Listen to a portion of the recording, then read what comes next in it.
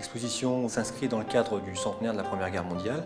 Il s'agit d'une collaboration souhaitée par les deux établissements organisateurs, le Musée de l'Armée et la BDIC, Bibliothèque de documentation internationale contemporaine. Le but était de s'intéresser au regard des contemporains de la Grande Guerre, ce qu'ils ont montré du front et comment ces images ont été transmises ou reçues à l'arrière.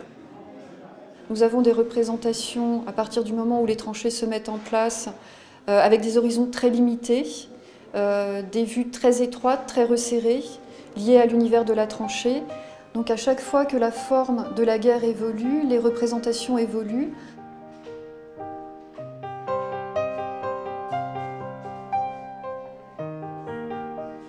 Alors, le cinéma prend une place de plus en plus importante pour la Première Guerre mondiale parce qu'il s'agit d'un outil de communication officielle des différents belligérants. Nous montrons dans l'exposition notamment l'exemple de 3 films consacrés à la bataille de la Somme qui sont autant de point de vue britannique, point de vue français et point de vue allemand.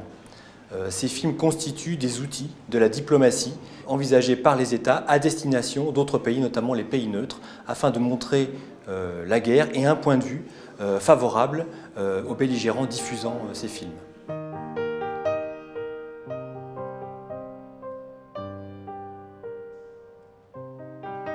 Nous avons souhaité offrir au regard du public l'objet, donc le référent et sa représentation, afin que le public puisse s'interroger en quelque sorte un peu de la façon dont les artistes ont interprété, réinterprété cet objet.